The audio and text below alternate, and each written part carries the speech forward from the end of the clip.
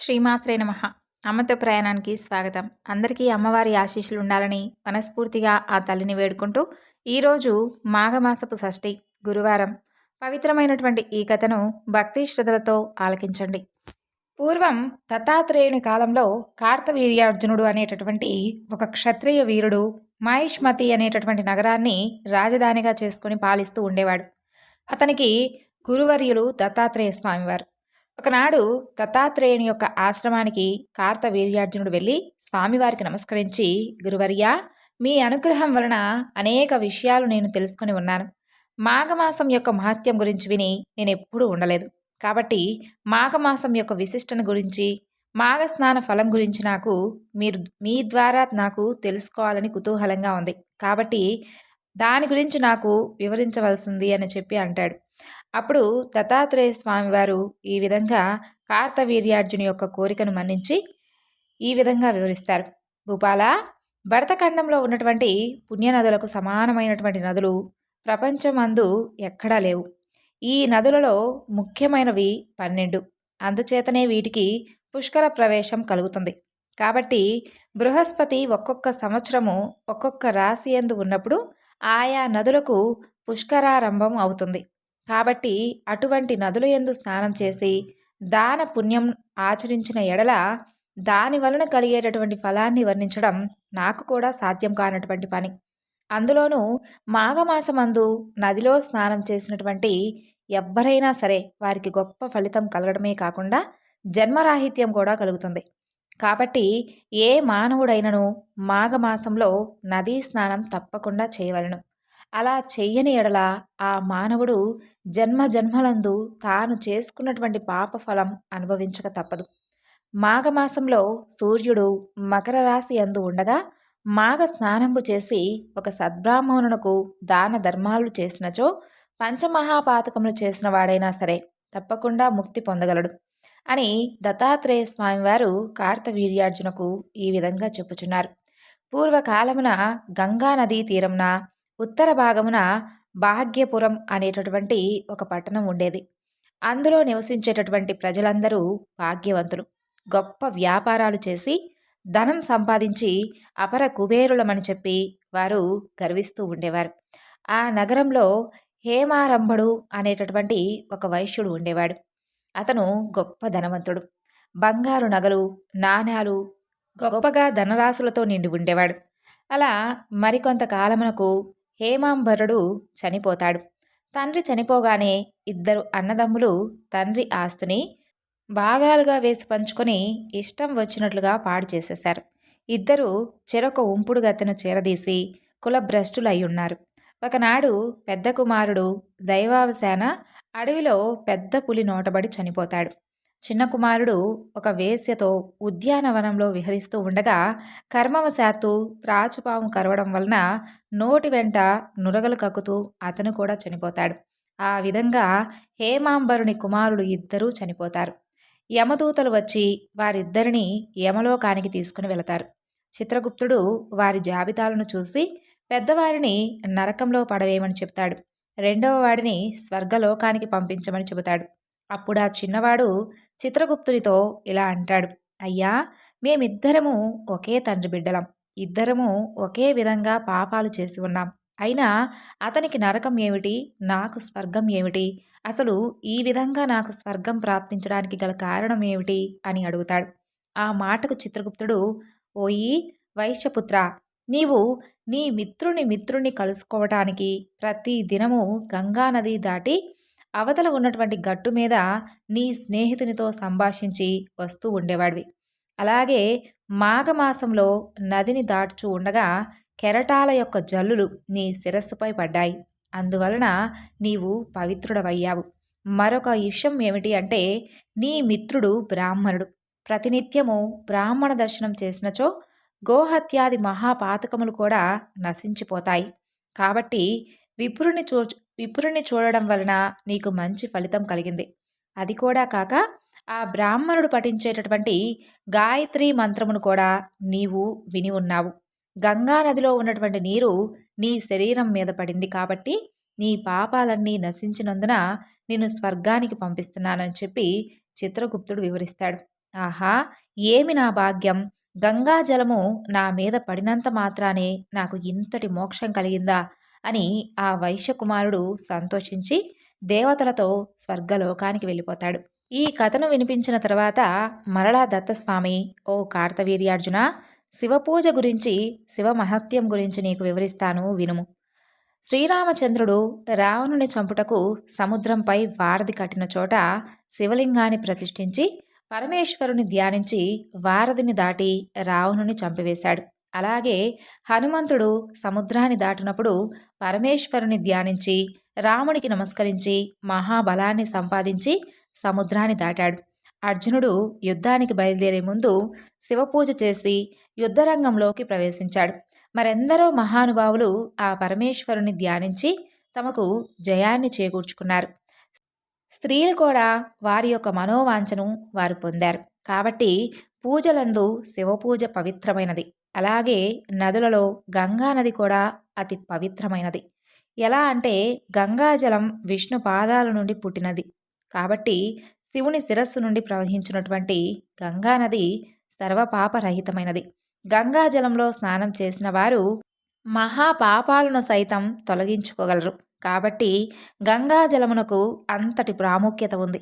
ఇంకా గంగాజలం గురించి చెబుతాను, శ్రద్ధగా విను. ఏమనగా ఏ నదిలో కానీ, సెలయేరులో కానీ, చెరువునందు కానీ స్నానం చేసేటప్పుడు గంగా గంగా గంగా అంటూ 3 సార్లు అనుకొని శిరస్సున నీళ్లు చల్లుకుంటే అది గంగాజలంతో సమానమవుతుంది. గంగాజలం విష్ణుమూర్తి ప్రతిరూపం కాబట్టి గంగాజలంతో సాటి అయినటువంటి జలం ఈ ప్రపంచంలో ఏదీ లేదు అంటూ గంగాజలం గురించి కార్తవీర్యార్జునకు దత్తాత్రేయ స్వామి వారు వివరిస్తారు. ఓ కార్తవీర్యార్జున, ఇప్పుడు నీకొక మరొక కథ గురించి చెబుతాను విను. కొంతకాలం కిందట మగధ రాజ్యంలో పురోహిత వృత్తిచే జీవిస్తూ ఉన్నటువంటి 4 బ్రాహ్మణులు ఉండేవారు. ఆ 4 బ్రాహ్మణులకు 4 కుమార్తెలు ఉన్నారు. వారు నిండు యవ్వనవతులై ఉన్నారు. కొన్నాళ్లకు ఆ గ్రామపు కోనేటిలో వారు స్నానం చేస్తూ ఉండగా ఒక గురుకుల విద్యార్థి ఆ ప్రదేశానికి వస్తాడు. బ్రాహ్మణ కన్యలు ఆ యువకుని యొక్క అందాన్ని చూసి మోహించి అతనిని సమీపించి అతనిని చుట్టుముట్టి వారిని వివాహం చేసుకోమని చెప్పి బలవంతం చేస్తారు. ఆ బ్రాహ్మణ విద్యార్థికి విద్య పూర్తి కానందున వారి కోరికను నిరాకరిస్తాడు. అంతటా ఆ కన్యలు కోపంతో నీవు పిశాచివి కమ్మని చెప్పి శపించగా ఆ విద్యార్థి కూడా మీరు కూడా పిశాచులవుదురుగాక అంటూ వారికి ప్రతిశాపాన్ని ఇస్తారు. వారందరూ పిశాచ రూపాలతో ఆ కొలను వద్దనే ఉండి అందరినీ బాధిస్తూ ఆహారం దొరికితే పెనుగులాడుతూ ఉండేవారు. అలా కొంతకాలానికి ఒక సిద్ధుడు ఆ కోనేటి దగ్గరకు రాగా ఆ పిశాచముల యొక్క తల్లిదండ్రులు తమ బిడ్డలకు కలిగినటువంటి పిశాచ రూపాలు ఏ విధంగా తొలగిపోతాయి అని చెప్పి ఆ సిద్ధుడిని అడుగుతారు. అప్పుడు ఆ సిద్ధుడు వీరందరి చేత మాఘమాసంలో గయలో ఉన్నటువంటి త్రివేణిలో స్నానం చేయించి వారికి ఉన్నటువంటి పిశాచ రూపాన్ని తొలగిపోయే విధంగా చేస్తాడు. ఆ విధంగా ఆ నలుగురుకు యథారూపాలు కలుగుతాయి. అలా జరుగుటకు మాఘస్నానమే కారణం కార్తవీర్యార్జున అంటూ దత్తాత్రేయ స్వామివారు కార్తవీర్యార్జునునితో చెప్పినటువంటి కథ ఇది. పూర్వం గోదావరి నదీ తీరంలో కుశావర్తం అనేటటువంటి ఒక ఊరు ఉండేది. అది ఒక బ్రాహ్మణ అగ్రహారం. అక్కడి వారందరూ కూడా వేదాంగవేత్తలు, సకల శాస్త్ర పారంగతులు. వారి మధ్యలో పాపం ఒక నష్టజాతకుడు ఉన్నాడు. అతని పేరే పీడాతురుడు. పుట్టడమే సర్వరోగాలతో, నానా రోగాలతో అతను ఎప్పుడూ బాధపడుతూ ఉండేవాడు. ఎప్పుడూ క్షయరోగము, జలోదరము, జీర్ణజ్వరము, ఇలా అతనికి నానా రోగాలు ఉన్నాయి. అతన్ని ఎప్పుడూ పట్టి పీడిస్తూ ఉండేవి. చివరికి త్రిదోషం సంక్రమించి ఇవ్వాలో రేపో అన్నట్లుగా అతని పరిస్థితి మారిపోతుంది. అతనికి 20 సంవత్సరాలు. అతనికి ఒక భార్య. పాపం ఆ పిల్ల వయసు 16 సంవత్సరాలైనప్పటికీ చాలా మంచి పిల్ల. పేరు సుమేధ. పేద ఇంటి పిల్ల. అభం శుభం తెలియనటువంటి పిల్ల. ఏడవడం తప్ప ఆ పిల్లకు ఏమీ తెలియదు. అయితే ఆ రోగిష్టివాడికి ఈ పిల్ల సకలోపచారాలు చేస్తూ ఉండేది. విసుక్కోకుండా, ఏనాడు కసుక్కోకుండా శ్రద్ధగా అతనికి సేవలు చేస్తూ ఉండేది.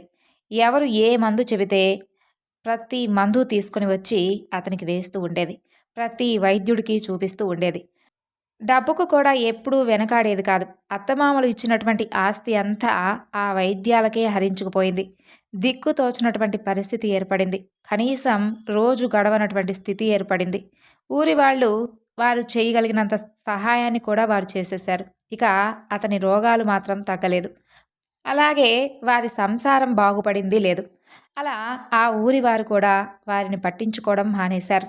సరిగ్గా అదే దశలో విష్ణుదత్తుడనేటటువంటి దత్తాత్రేయ స్వామి వారి యొక్క అనుగ్రహాన్ని పొందినటువంటి భక్తుడు అద్భుతమైనటువంటి అతని మహిమ గురించి తెలిసి ఆ పిల్ల కన్న తండ్రిని తీసుకొని విష్ణుదత్తుని ఇంటికి వెళ్ళి వలవలా ఏడుస్తూ తన దుస్థితి అంతా చెప్పుకొని పతిభిక్ష పెట్టమని చెప్పి విష్ణుదత్తుని ప్రార్థిస్తుంది. అప్పుడు విష్ణుదత్తుడు ఓదార్పు మాటలతో ఆమెకు ధైర్యం చెబుతాడు. తన నిత్యాగ్నిహోత్రాన్ని శిక్షునికి అప్పగించి వారి వెంట కాలినడకన కుశావర్తానికి చేరుకొని పీడాతురుణ్ణి చూస్తాడు. ప్రాణాలు ఉగ్గబట్టి మూసి ఉన్నటువంటి కన్ను తెరవకుండా పడి ఉంటాడు ఆ రోగిష్టివాడు. వెంటనే విష్ణుదత్తుడు ఆ ఊరి వాళ్ళందరినీ సమావేశపరిచి, మీ బంధువు ఈ పీడాతురుని యొక్క పరిస్థితి ఇలా ఉంది. ఇప్పుడు ఏం చెయ్యాలో దయచేసి ఒక్కసారి మీరే ఆలోచించండి. అందరూ ఏమైనా చెప్పవలసింది ఉంటే నాకు తెలియజేయండి అంటూ సవినయంగా వారికి విజ్ఞప్తి చేస్తాడు. అప్పుడు విప్రోత్తమా, అన్నింటికీ నీవే ప్రమాణం. నీవు ఏది చెబితే అదే చేస్తాం. ఏది చేస్తే అది తప్పకుండా మేం చేస్తాం. మేమంతా ఇంతకాలము మా శక్తి మేరకు ఏవేవో ప్రయత్నాలు చేశాం. కానీ ఏదీ ఫలించలేదు. ఇప్పుడు నువ్వు ఏది ఆజ్ఞాపిస్తే అది మేము చేసేందుకు అందరం సిద్ధమై ఉన్నామని చెప్పి ఆ బ్రాహ్మణులందరూ కూడా ఏకకంఠంతో విష్ణుదత్తుడికి సమాధానం ఇస్తారు. విప్రులారా, మీరు భారమంతా నా మీదే పెడుతున్నారు. నా మనసులోని మాటను చెబుతున్నాను వినండి. దత్తస్వామి దయవలన నేను ఏదైనా చేయగలను. కానీ చేసినటువంటి పని లోకానుగుణంగా ఉండాలి. లోక విరుద్ధంగా చేయడం నిజంగా పద్ధతైనటువంటి పని కాదు. అందుచేత ఈ రోగిని హఠాత్తుగా కాకుండా క్రమక్రమంగా ఆరోగ్యవంతుణ్ణి చేస్తాను అంటూ ఒక్క నిమిషం ఆలోచించి మరలా ఇలా అంటాడు. మీకు తెలియంది కాదు. రోగాలు దుష్కర్మల ఫలాలుగా వస్తాయి. వాటిని గురించి ప్రాయశ్చిత్తం చేసుకోవడమే సరైనటువంటి మందు, అసలు సిసలైనటువంటి వైద్యం. అందుచేత ఇతని కర్మ విపాకం గురించి తప్పకుండా ఆలోచించాలి. ప్రాయశ్చిత్తాలను ఇతని భార్య ఆచరించవలసి ఉంటుంది. బ్రహ్మహత్యా పాతకం చేస్తే క్షయరోగం వస్తుంది అని అంటారు. దీనికి ప్రాయశ్చిత్తంగా 12 సంవత్సరాల వ్రతం ఉంది. వాత గుల్మానికి 6 ఏళ్ల వ్రతం, హరిద్రోహానికి ఫలంగా జలోదరం సంక్రమిస్తుంది. ఇది చాలా కఠినమైనటువంటి రోగం. దీనికి 12 ఏళ్ల వ్రతమే ప్రాయశ్చితం. ఇవి 3 ఇతన్ని పట్టి పీడిస్తూ ఉన్నటువంటి ప్రధానమైనటువంటి రోగాలు. ఈ వ్రతాలన్నింటినీ ఒకేసారి ప్రారంభించవచ్చు. సగంలోకి వచ్చేసరికి రోగాలన్నీ సగం తగ్గిపోతాయి. పూర్తిగా వ్రతాలు సమాప్తి అయ్యేసరికి రోగాలు తప్పకుండా నయమైపోతాయి. విష్ణుదత్తుడు చెప్పినటువంటి దానికి అక్కడ ఉన్నటువంటి బ్రాహ్మణులందరూ అంగీకరిస్తారు. సుమేధకు సహకరిస్తామని చెప్పి మాటిస్తారు. ఆ ఇల్లాలు వెంటనే వ్రతాచరణ మొదలు పెడుతుంది. ఆ రోజే గుణం కనబడుతుంది. 3 ఏళ్ళు అయ్యేసరికి పూర్తిగా భగంధరం తగ్గిపోతుంది. 6 ఏళ్ళు అయ్యేసరికి వాతగుల్మం అంతరించిపోతుంది. 12 ఏళ్లకు క్షయ, జలోదరాలు కూడా పూర్తిగా ఉపశమిస్తాయి. పీడాతురుడు కోలుకుంటాడు. ముఖంలోకి తేజస్సు కనిపిస్తుంది. విష్ణుదత్తుడు అప్పుడప్పుడు ఏవో రసగుళికలు ఇస్తూ ఉండేవాడు. వాటితో జీర్ణజ్వరము, అతిసారము ఉపశమించాయి. అంతా కుదుటబడిందని చెప్పి వార్త అందగానే విష్ణుదత్తుడు బయలుదేరి అక్కడికి వస్తాడు. పీడాతురుడి యొక్క హృదయం మీద తన చేతిని ఉంచి దత్తస్వామి తనకు ఉపదేశించినటువంటి మహామంత్రాన్ని జపిస్తాడు. పీడాతురుడు సంపూర్ణమైనటువంటి ఆయురారోగ్యాలతో లేచి కూర్చుంటాడు. వారింట ధనధాన్య సమృద్ధి ఏర్పడుతుంది. దంపతుల మనసులో హరిభక్తి కుదురుకుంటుంది. వారి బలవంతం మీద విష్ణుదత్తుడు వారింట్లోనే 3 రోజులు ఉంటాడు. సాటి విప్రులతో గోష్ఠి కార్యక్రమాలతో హాయిగా గడుపుతాడు. ఆ దంపతులు అతన్ని కన్న తండ్రిలా చూసుకునేవారు. ఇతను వారి పట్ల అలాంటి ప్రేమనే చూపిస్తాడు. 3 రోజులు 3 క్షణాల్లా గడిచిపోతాయి. ఆ మర్నాటి ఉదయాన్నే నూతన వస్త్రాలతో పూలదండలతో విష్ణుదత్తుణ్ణి పూజించి ఆ దంపతులు ఆశీస్సులు అందుకొని ప్రేమగా ఆర్ద్రంగా వీడుకోలు పలుకుతారు. విష్ణుదత్తుడు సంతృప్తిగా ఇంటికి చేరుకుంటాడు. మరలా ఎప్పటిలాగనే తన యొక్క దైనందిన జీవితాన్ని గడుపుతూ ఉంటాడు. ఇలాంటి మంచి పనులు అతను ఇంకా చాలా చేశాడు. దత్తాత్రేయ స్వామి వారి యొక్క అనుగ్రహం వలన అతనిలో అభిమానం కానీ అహంకారం కానీ ఏనాడు ప్రవేశింపలేదు. మంత్రశక్తితో అద్భుతాలు చేయగలిగినటువంటి అతను అలా ఎప్పుడూ చేయలేదు. అలాగే శాస్త్రాల పట్ల విశ్వాసాన్ని పోగొట్టుకోలేదు. లోకంలో స్థిరపడినటువంటి పద్ధతికి విరుద్ధంగా ఎప్పుడూ ప్రవర్తించలేదు. శాస్త్ర ప్రకారం ప్రాయశ్చిత్తాలు చేసుకుంటే దుష్కర్మల యొక్క ఫలితాలు అంతరిస్తాయని, సత్కర్మాచరణమే అన్నింటికీ ఉత్తమోత్తమని లోకులు గుర్తించే విధంగా చేశాడే తప్ప తన యొక్క మహిమను చాటుకునేటటువంటి ప్రయత్నం విష్ణుదత్తుడు ఎప్పుడూ చేయలేదు. పూర్వం ప్రతిష్టానపురంలో ఒక బ్రాహ్మణుడు ఉండేవాడు. అతను జ్ఞాన విజ్ఞాన పారంగతుడు. ఆయనకు లేక లేక ఒక మగబిడ్డ జన్మించాడు. ఆ బిడ్డడు పుట్టినప్పటి నుండి ఎలాంటి చైతన్యము లేకుండా ఒక జడ పదార్థంలాగా ఉండేవాడు. శారీరక ఎదుగుదల ఉంది కానీ మానసిక చైతన్యం మాత్రం ఎప్పుడూ కనిపించింది లేదు. వీధిలోకి రాడు, ఎవ్వరితోనూ కలవడు, ఆటపాటలు లేవు. పెడితే తింటాడు, పెట్టకపోతే పస్తుంటాడు. ఇది తినవచ్చు, అది తినకూడదు, ఇంత తినవచ్చు, ఇంత తినకూడదు అనేటటువంటి విచక్షణ జ్ఞానం లేదు. మలమూత్రాలకు తేడా లేదు. నిలబడి ఉంటే నిలబడ్డ చోటనే, కూర్చుంటే కూర్చున్న చోటే, పడుకుంటే పడుకున్న చోటే. ఇలా ఏదో పిశాచం పట్టినవాడిలా ఎప్పుడూ ఏకాంతాన్నే కోరుకుంటూ ఎవ్వరితోనూ కలవకుండా, పలకకుండా, భయపడుతూ, చదువు సంధ్యలు లేకుండా ఇంట్లోనే పడి ఉన్నటువంటి కొడుకును చూసి ఆ దంపతులు ఎంతో కుమిలిపోతూ ఉండేవారు. దాన ధర్మాలు, తీర్థయాత్రలు, నోములు, జపాలు, వ్రతాలు, గ్రహశాంతులు ఇలా అన్నీ చేయించారు. అన్ని రకాల వైద్యాలు అయిపోయాయి. సొమ్ము కరిగిపోయిందే కానీ ఆ కుర్రవాడిలో మాత్రం ఎటువంటి మార్పు లేదు. విష్ణుదత్తుడి మహిమ గురించి ఆ దంపతులు విని బిడ్డను తీసుకుని అక్కడికి వెళతారు. అతన్ని చూపించి పరిస్థితి గురించి వివరిస్తారు. మహానుభావా, మాకు ఒక్కగానొక్క కొడుకు, దయచేసి వీడిని మామూలు మనిషిని చెయ్యండి అంటూ విష్ణుదత్తుడి పాదాల మీద పడతారు. విష్ణుదత్తుడు ఆ బిడ్డడి వైపు నిశితంగా చూస్తాడు. అతనికి విషయం అర్థమవుతుంది. అతన్ని తన దగ్గర ఉంచుకొని తల్లిదండ్రులను భోజనం చేయమని చెప్పి లోపలకు పంపిస్తాడు. వాళ్ళు అలా వెళ్ళగానే ఆ బిడ్డడితో విష్ణుదత్తుడు ఇలా సంభాషిస్తాడు. బ్రహ్మన్, తమరెవరు? ఎందుకు ఇక్కడికి వచ్చారు? పనేమిటి? ఏం చేస్తున్నారు? హాయిగా మీ ఇంటికి మీరు వెళ్ళిపోండి, సుఖాలు అనుభవించండి, సుఖంగా భుజించండి. ఇప్పుడు నన్ను ఏం చేయమంటారో చెప్పండి అని అడిగేసరికి ఆ యోగి మాటలకు ఆ శిశుయోగి పెదవి విప్పి ఇలా అంటాడు. యోగిన్, ఏమీ చెయ్యను, ఎక్కడికి వెళ్ళను, ఏదీ స్వీకరించను, ఏదీ పరిత్యజించను. కల్పాంతంలో నీటితో నిండిపోయినట్లుగా ఈ విశ్వం అంతా ఆత్మ పదార్థంలో నిండిపోయింది అని అన్నట్లుగా అంతా నేనే కనిపించాలి. నేను పదానందమయుణ్ణి. అన్నము నేనే, మంత్రము నేనే, మరొకటి నేనే, అన్నీ నేనే, అంతా నేనే అంటూ చెబుతాడు. ఆ శిశుయోగి మాటలకు విష్ణుదత్తుడు చాలా సంబరపడతాడు. మృదువుగా ఆ పిల్లవాడిని కౌగిలించుకుంటాడు. నాయనా, నిజమే, అంతా నువ్వే, అన్నీ నువ్వే, విశ్వమంతా ఆత్మ పదార్థమే. అలాంటప్పుడు కర్మను ఆచరించకపోవడం ఎంతటితో, ఆచరించడం కూడా అంతటిదే అవుతుంది కదా. ఆచరించినందువలన నీకసలు ఏ దోషం చుట్టుకుంటుందో చెప్పు. జీవన్ముక్తుడవై సుఖంగా జీవించు. ఆదర్శప్రాయంగా నిలబడు. లోకం కోసం కొన్ని పనులు మనం తప్పకుండా చేయాలి. ఇందువలన కర్మానుబంధం చుట్టుకోదా అని నువ్వు అడగవచ్చు. చుట్టుకోదు. ఎందుకంటే ఏ బంధమైనా దేహాభిమానం వలన పుడుతుంది. దానిని వదలడమే కదా ముక్తి. నేను, నాది అనేవి బంధ కారణాలు. నేను కాను, నాది కాదు అనేవి ముక్తి కారకాలు. కాబట్టి నాయనా, స్వస్వరూపం తెలుసుకో. ఇక్కడ నీకు కర్మానుబంధం లేదు.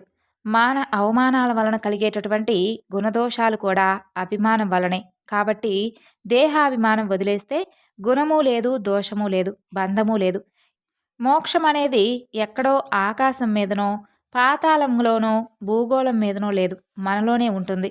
అహంకార రూపమైనటువంటి విమోహం, అది నశించడమే గొప్ప మోక్షం. ఇదేమంత కష్టం కూడా కాదు. పువ్వులు కోయడం కన్నా, కన్నులు మూసుకోవడం కన్నా అహంకార పరిత్యాగం చాలా తేలికైనటువంటి పని. ఇందులో ఏ కొంచెం కష్టం కూడా లేదు. ఎందుకంటే ఇది మనసు చేసేటటువంటి పని కాబట్టి. ఈ మనసుకు ఉన్నటువంటి చాంచల్యం అన్నింటికీ మూలం. ఇదే ప్రపంచాకారంగా అందరికీ కనిపిస్తుంది. విషయ సుఖాల వెంట పరుగులు తీస్తుంది. వాటిని తెగ మెచ్చుకుంటుంది. అవసరమైనటువంటి ద్రవ్యాదులను యాచిస్తుంది. అనిశ్చయంతో భ్రాంతిగా ఉంటుంది. తానే మూఢంగా తయారవుతుంది. తాను కల్పించుకున్నటువంటి ప్రపంచంలో తానే మునిగిపోతుంది. అపరత్వాన్ని పొందుతుంది.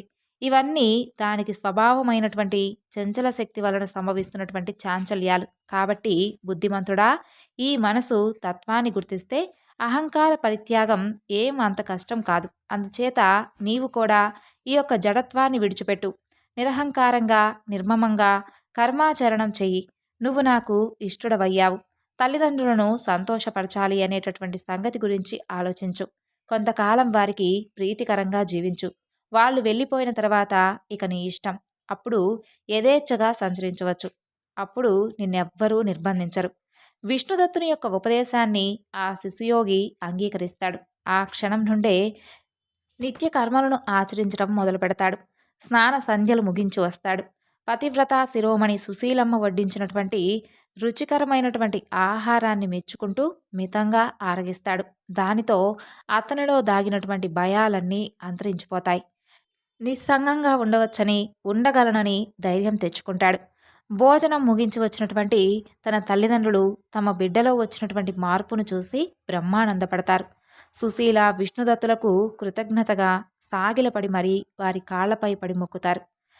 ఏం మంత్రం వేశావో, ఏం వైద్యం చేశావో, అసలు ఏం ధైర్యం చెప్పావో కృపానిధి, క్షణంలోనే మా వాడికి కొత్త జీవితాన్ని ప్రసాదించావు. నీ మేలు ఈ జన్మ జన్మలకు మరిచిపోకుండా మా బిడ్డను తీసుకొని మా ఇంటికి వెళ్లేందుకు అనుమతి ఇవ్వమని కోరుకుంటారు. ఆ తరువాత ఆ దంపతులు సంతోషంగా వారి ఇంటికి వెళ్ళిపోతారు. ఆ శిశుయోగి తల్లిదండ్రులు ఉన్నంతకాలం వారికి ప్రీతికరంగా మెలిగి ఆ పైన బంధ విముక్తుడవుతాడు. ఇల్లు వాకిలి అన్నింటినీ విడిచిపెట్టి ఆత్మరతుడై ఈ భూగోళం మీదకు ఎక్కడికో వెళ్ళిపోతాడు.